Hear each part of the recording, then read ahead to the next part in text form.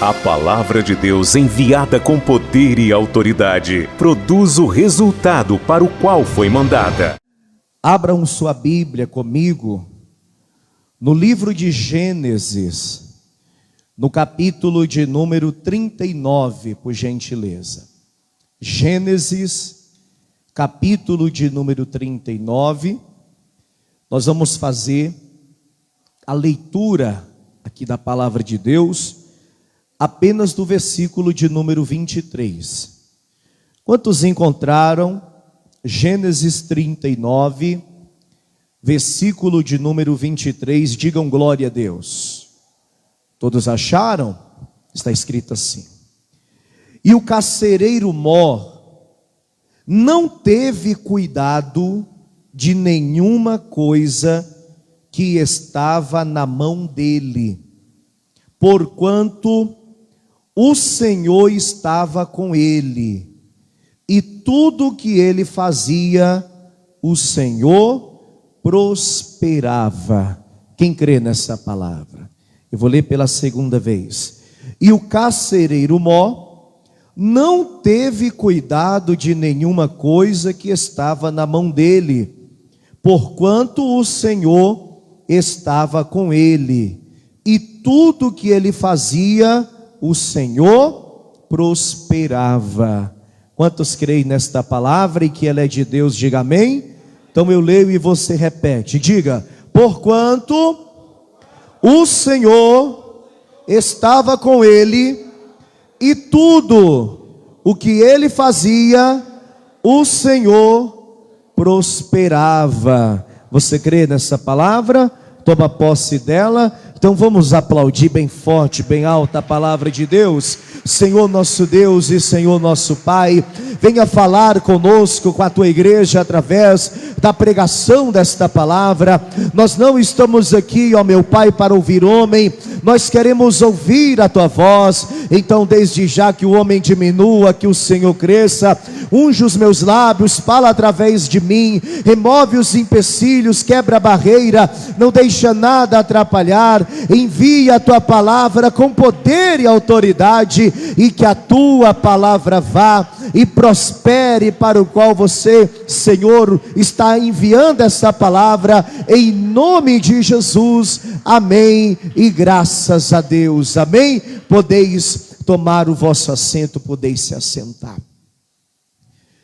Minha gente, a história de José é aquela história que você lê na Bíblia, e até aquela pessoa que está mais desanimada, até aquela pessoa que está se sentindo mal, que está se sentindo aflita, e até desesperada, quando começa a ler esse texto, quando começa a ler essa história, dentro do coração daquela pessoa, começa a ser gerado esperança, começa a ser gerado a fé que vai mudar totalmente aquela situação.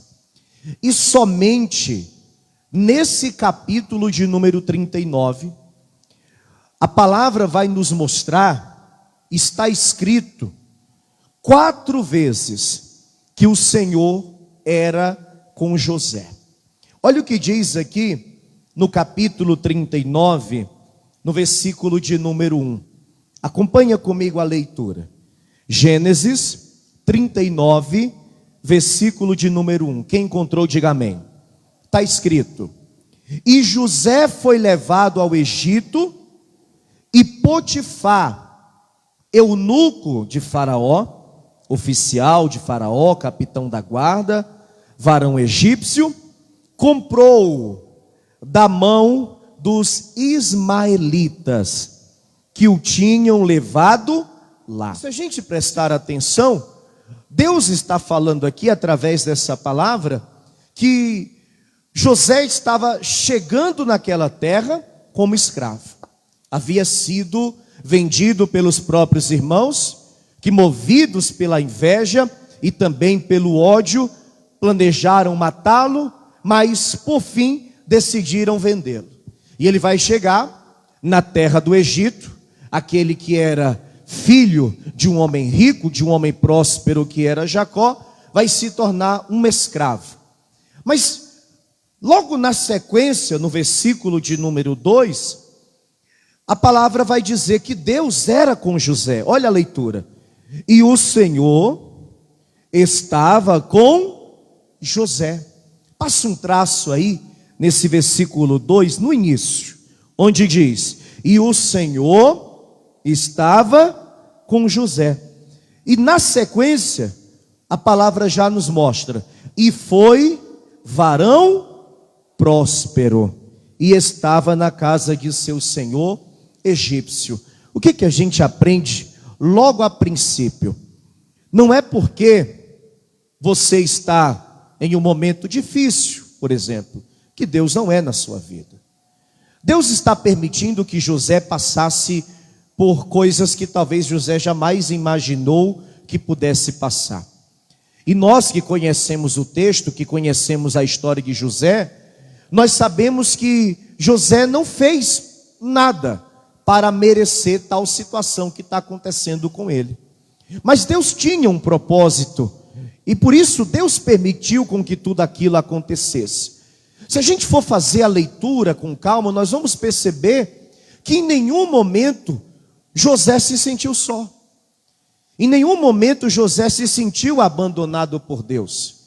E o próprio Deus fez com que José percebesse que mesmo como escravo, que mesmo naquela terra estranha, que mesmo tendo sido vendido pelos próprios irmãos, e ainda que estivesse passando ali pelo pior momento da sua vida, Deus era com ele. E até na terra estrangeira, até como escravo, Deus prosperava José, e tudo aquilo que José fazia, Deus abençoava. Eu leio de novo, ó. E o Senhor estava com José.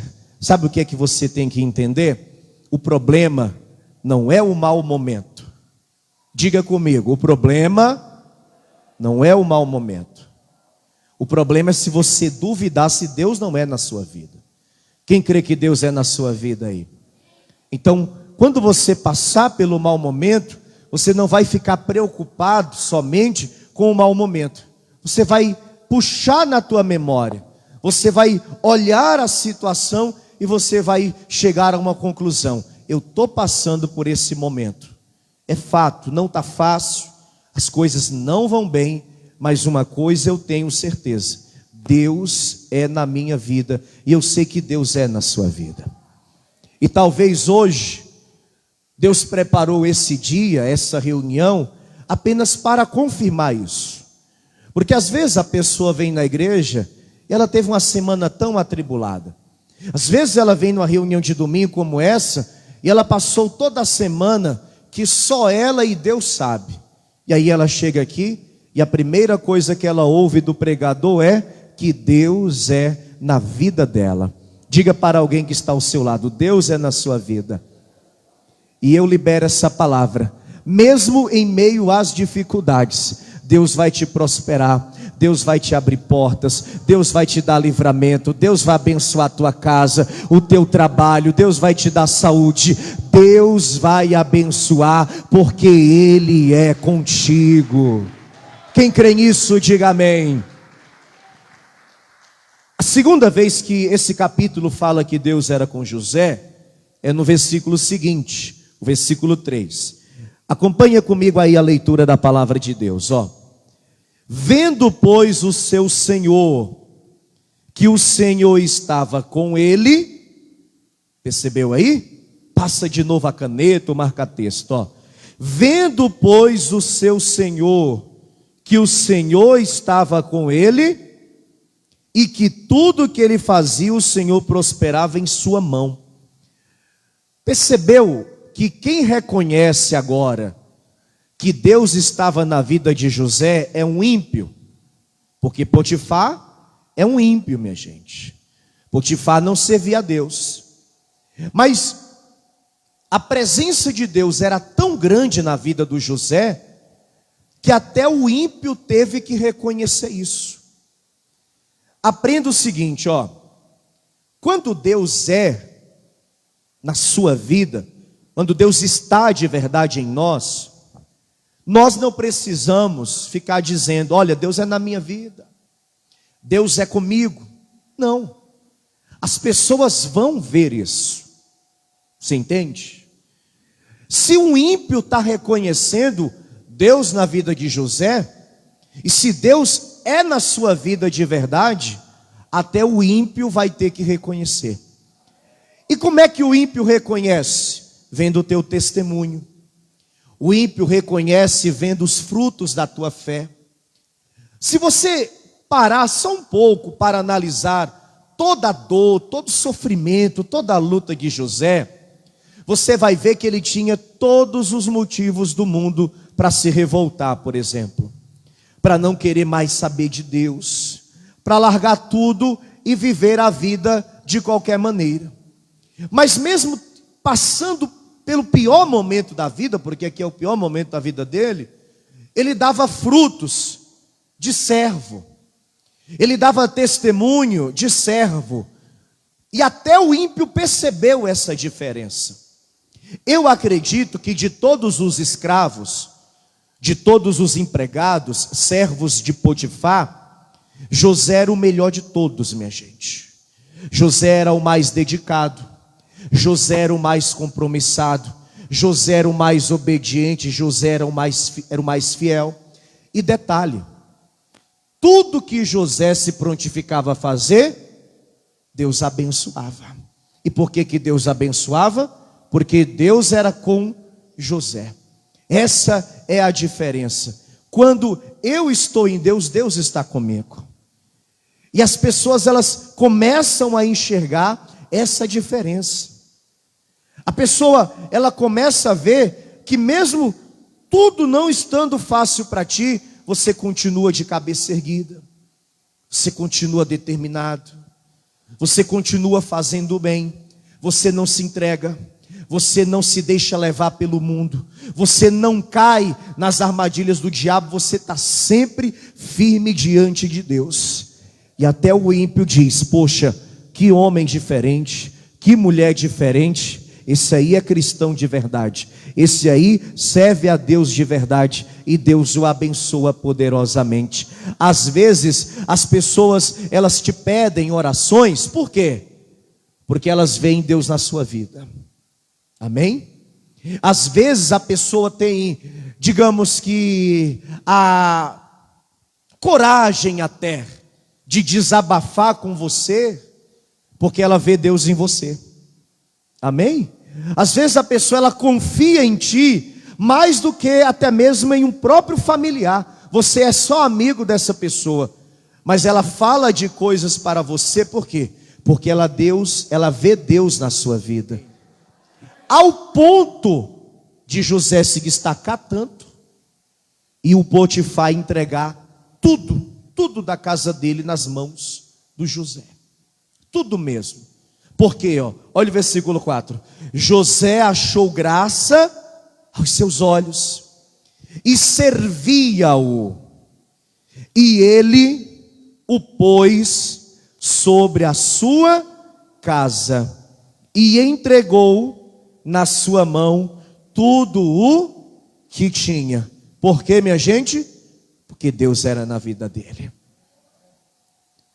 Muitas coisas serão confiadas ainda na sua mão, pode acreditar. Muitas coisas ainda serão entregues na tua mão. Por quê?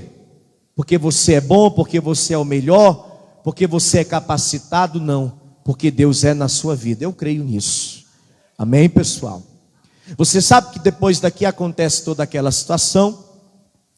O José vai ser preso injustamente. José vai acabar sendo preso no cárcere. Mas Deus era tão na vida dele que até ali no cárcere o Deus de José vai ser reconhecido nele. Olha o que diz o versículo de número 20, ó.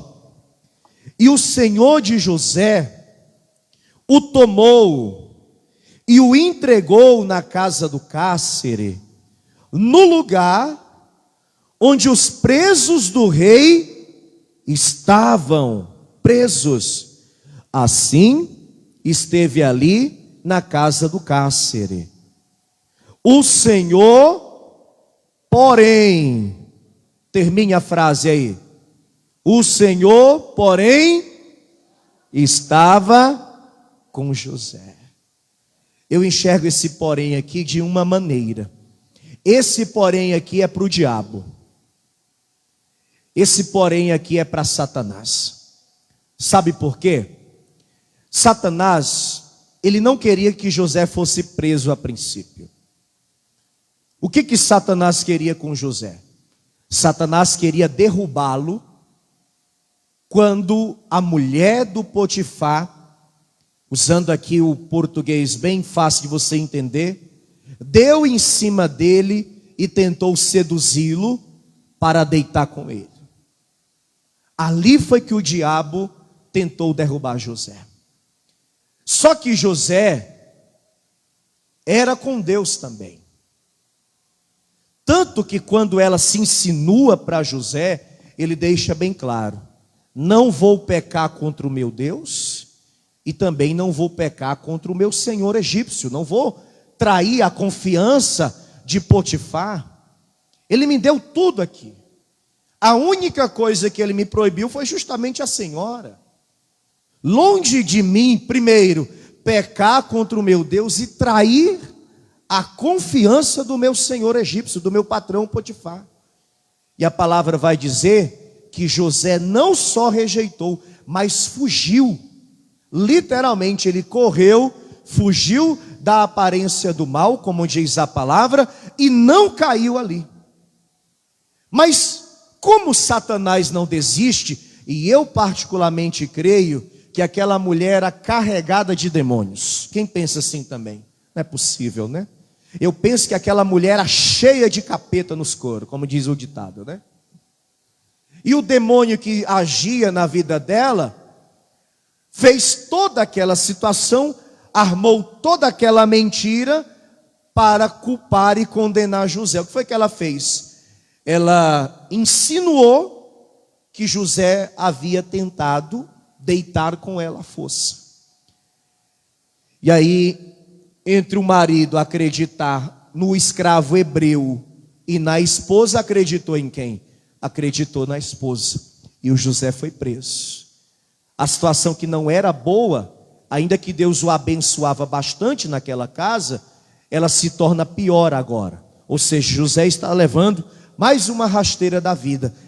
Eu penso que o diabo deve ter comemorado quando José foi preso injustamente. Eu acredito que o diabo ficou esperando agora ele se revoltar contra Deus. Eu penso que o diabo ficou esperando ele murmurar, como muita gente faz. Eu penso que o diabo ficou esperando: não, agora ele cai de vez. Agora ele não vai se manter fiel. Depois de tudo que aconteceu, primeiro Deus deixa ele ser vendido. Depois agora ele está sendo preso injustamente. Não, agora ele cai, agora ele está destruído. Agora eu venci. E realmente, aparentemente, o diabo está vencendo, né? Por quê? Porque José está preso injustamente. Aí é onde entra o porém. E por que que o porém é para Satanás? Porque Deus está dizendo assim, ó: meu servo está preso, porém eu estou com ele. Amém, gente? O diabo pensa que te venceu. O diabo pensa que te derrotou. Eu não sei, pode parecer clichê de pregador dizer assim: eu não sei como você chegou aqui. Até levita, né? O levita vai ministrar, todo levita fala isso. Eu não sei como você chegou aqui. E muitos pregadores também falam a mesma coisa. Eu não sei como você chegou aqui. É até um clichê, mas é válido agora. Eu não sei como você chegou aqui. Talvez tem pessoas aqui, pessoa que está até ao teu lado, perto de você, que está na pior, minha gente.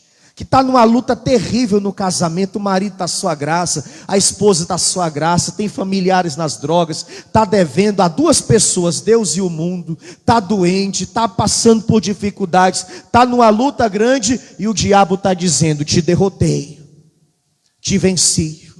Agora você não se levanta. Só que você veio hoje aqui e você está ouvindo da minha boca, da minha não, eu creio que é da de Deus. Porém, Porém, o Senhor é contigo. Satanás achava que tinha vencido, porém o Senhor é na sua vida. Oh glória! Amém, igreja? E olha o que diz o versículo 21. O Senhor, porém, estava com José e estendeu sobre ele a sua benignidade e deu-lhe graça aos olhos do carcereiro mor. E aí até na cadeia o José era diferente, né, gente? Eu penso que o José nunca andou acompanhado de presos que queriam fugir, de presos que queriam fazer algum tipo de rebelião. E sabe por que eu acredito que os presos no Egito faziam de tudo para fugir? Porque eles não estavam ali condenados. Quem sabia disso? Eles não estavam condenados. Eles estavam esperando o julgamento. E o julgamento era mais ou menos assim: ou é absolvido ou morre. Era mais ou menos assim o julgamento. É só você lembrar de dois presos que estavam juntos com José: o padeiro e o copeiro do rei. O que foi que aconteceu com o copeiro? Foi absolvido. O que foi que aconteceu com o padeiro? Foi condenado. E condenado ao quê? E condenado à morte. Então os camaradas ficavam ali presos, e creio eu, arquitetando ali uma fuga, talvez cavando um túnel. Se aquele moço que planejou o assalto no Banco Central lá em Fortaleza fosse vivo nessa época, tinham contratado ele, né? O tal do Tatu, o que escavou lá. Alguém conhece lá o Banco Central em Fortaleza, naquela região? Eu fiz questão, minha gente, de sair da casa que eles alugaram até o banco. E olha, é uma distância boa, viu? Ali não tinha nenhum bobo, só tinha especialista naquele assalto. Se fosse na época do José, que tinham contratado o Tatu, o alemão, aquele pessoal todinho. Mas o José não ficava no meio desse povo. José não organizava rebelião, não organizava fuga, pelo contrário. O José passou a ajudar o carcereiro, o líder, a pessoa que cuidava daquela prisão, a ponto desse homem, que a Bíblia o chama aqui de carcereiro mó, ou o primeiro carcereiro, entregar o controle da cadeia nas mãos de José. Olha o versículo 22 e o 23, ó. E o carcereiro mó entregou na mão de José todos os presos que estavam na casa do cárcere, e ele fazia tudo o que se fazia ali. E o carcereiro mó não teve cuidado de nenhuma coisa que estava na mão dele, porquanto o Senhor estava com ele. Diga: o Senhor estava com ele. Diga: o Senhor estava com ele. E na sequência diz, ó: e tudo que ele fazia, o Senhor prosperava. Prestou atenção? Foi abençoado na casa do Potifar e agora preso, está sendo abençoado. Quando Deus é na sua vida, aonde você colocar a planta dos pés, dá errado para todo mundo, para você dá certo. Quem crê nisso?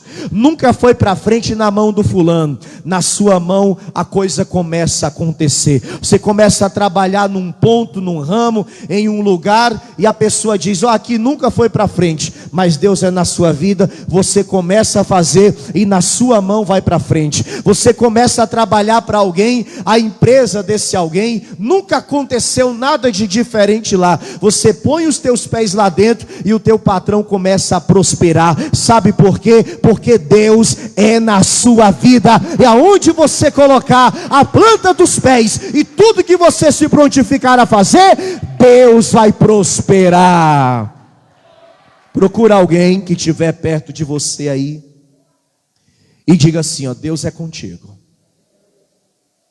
Procure outra pessoa e diga: Deus é contigo. Nós poderíamos encerrar agora, né? Mas está faltando aqui uma coisa importante. Segundo livro de Crônicas, capítulo 15. Segundo livro de Crônicas, capítulo 15. Eu vou ler com você aqui a princípio os versículos de número 1 e 2.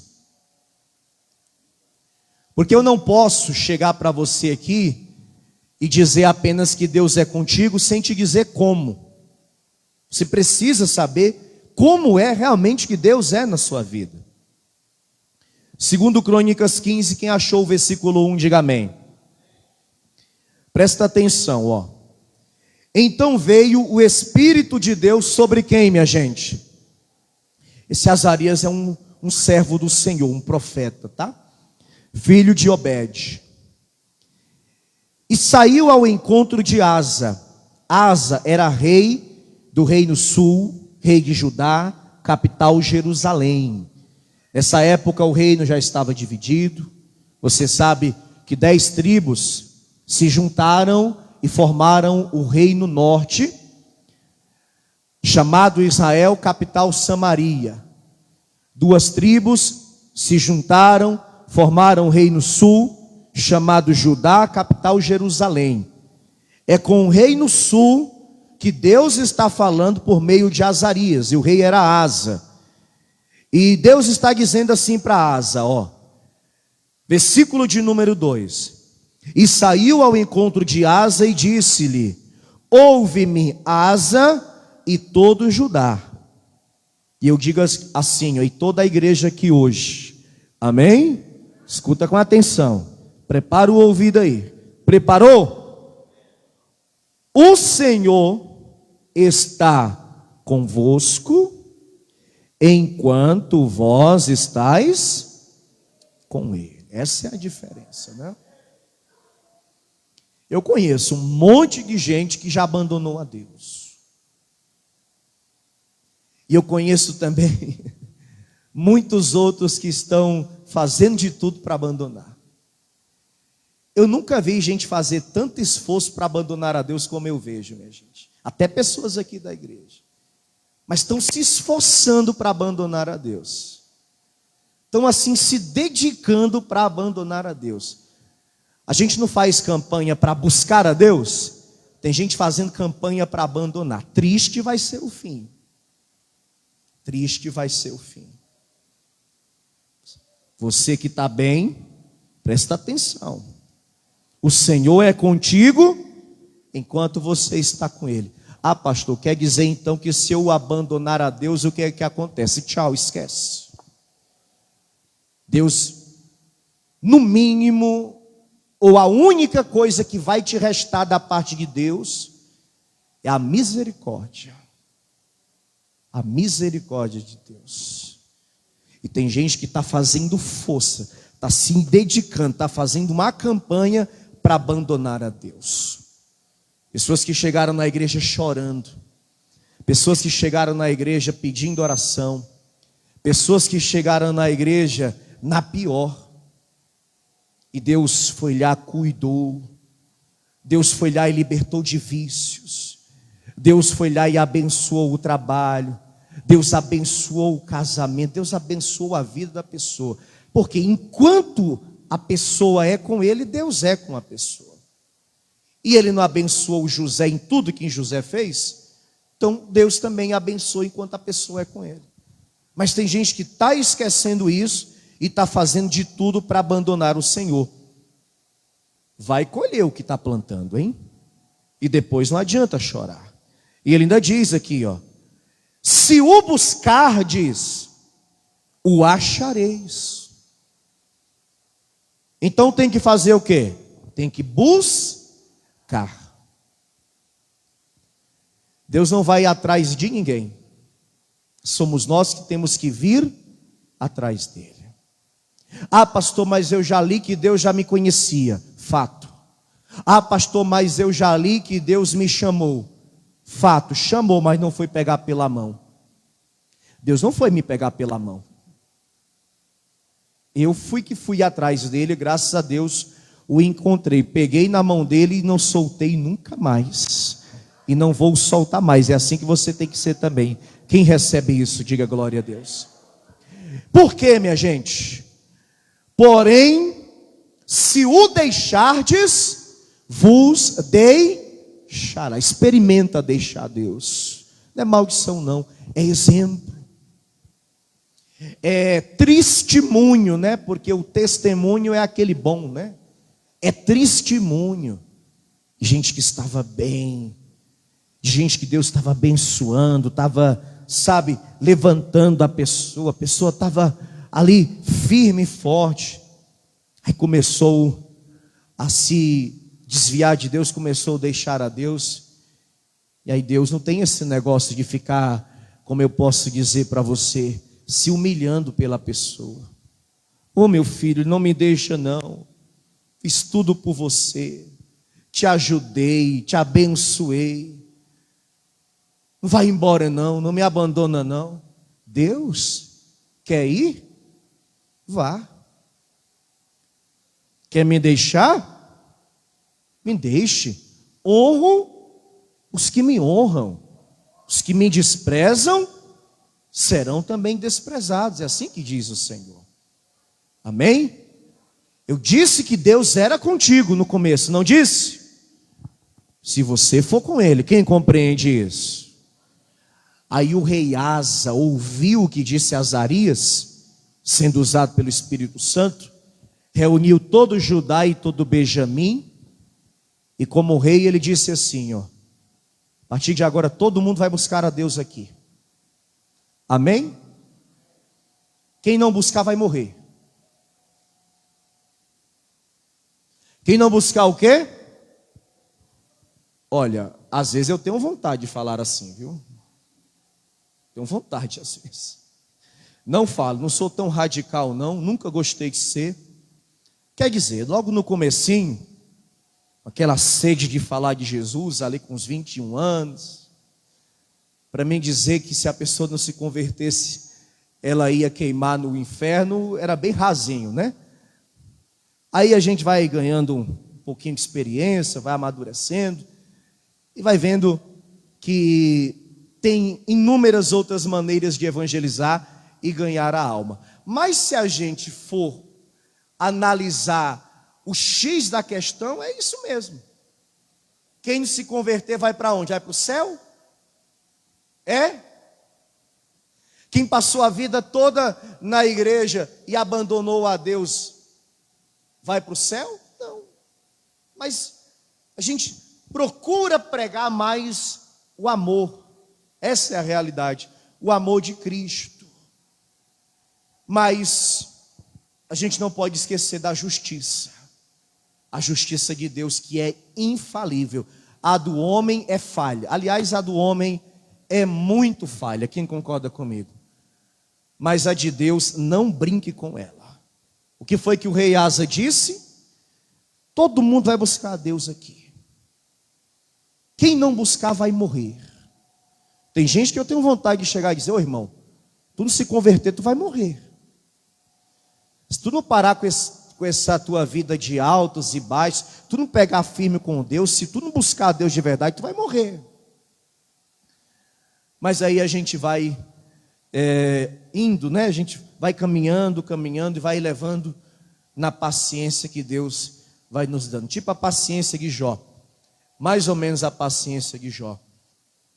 Só que eu tenho uma coisa comigo. Eu não me cobro por quem não quer nada. Eu não me cobro por quem não quer nada. Não sou Pilatos para lavar as mãos. Jamais. Até porque é uma alma. Mas se eu vejo que a pessoa não quer, eu deixo ela e Deus. Amém, minha gente? Pastor, mas Jesus deixou as 99 e foi atrás da que se perdeu. Primeiro, Jesus. Não compare pastor nenhum com Jesus. Nunca confunda as coisas. Não compare padre, reverendo, apóstolo, bispo, pastor com Jesus. Jesus é Jesus. Amém? Nós vamos até onde a pessoa quer. Se a pessoa não quer, ela que se resolva com Deus depois. Olha o versículo 12, ó. Capítulo 15, versículo 12. Entraram num concerto de buscarem o Senhor Deus de seus pais, com todo o seu coração. Tem que ser de quê, minha gente? Porque é bonito vir no culto, de boca apenas? Não, tem que ser de todo. Jeremias disse: buscar-me-eis e me achareis, quando me buscardes de todo o vosso. E aqui diz: de coração e com toda a sua alma. E olha o que diz o versículo 13, ó. E de que todo aquele que não buscasse ao Senhor Deus de Israel, morresse. Para não ficar só nas minhas palavras, né? Quem não buscar ao Deus de Israel, vai acontecer o quê? Vai morrer. Desde o homem até a mulher. E juraram ao Senhor, fizeram ali um compromisso, um voto, em alta voz, com júbilo, com louvor, tocando trombeta, tocando buzina.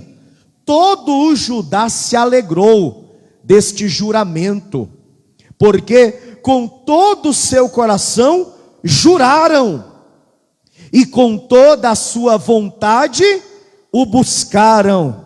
E o que foi que aconteceu? O acharam. Eu não vou pedir para você jurar nada, até porque seja o vosso falar sim, sim ou não, não. Mas eu te convido a buscar a Deus de verdade, de alma, de coração, porque aquele que o busca de coração encontra, e se você o achar, ele será contigo aonde quer que você fores. Quem crê nisso, diga glória a Deus. Vá comigo a Romanos capítulo de número 8. Romanos capítulo 8. Versículo de número 31.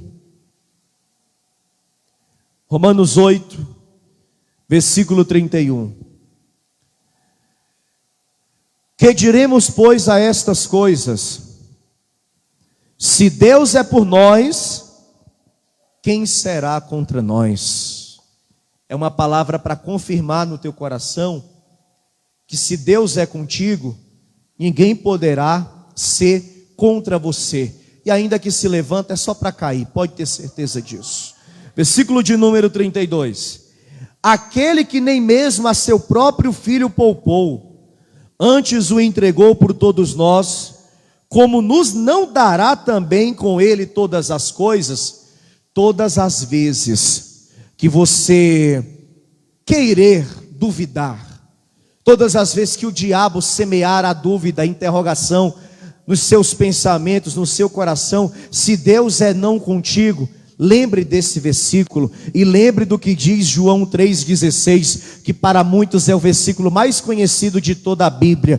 Deus amou o mundo de tal maneira que entregou o seu Filho unigênito, para que todo aquele que nele crê não pereça, mas tenha a vida eterna. Quando você duvidar, quando você questionar, quando o diabo semear no seu coração que Deus não é contigo, lembre, Deus é comigo sim, porque Ele entregou Jesus na cruz do Calvário para morrer por mim, para mostrar para mim que Ele é comigo todo dia, o dia todo, toda hora, todo instante, toda a minha vida, enquanto eu vou com Ele.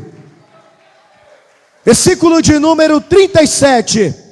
Mas em todas essas coisas somos mais do que vencedores por aquele que nos amou.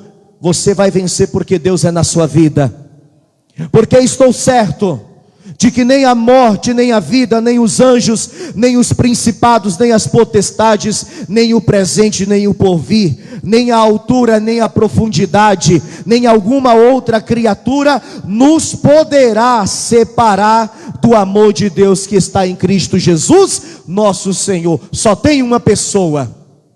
Que pessoa? Você mesmo. Só você é que pode se separar do amor de Deus que está em Cristo Jesus. Mas se você estiver com Deus, Deus estará contigo. E da mesma maneira que Ele foi com José, Ele também será na tua vida. Quem recebe essa palavra?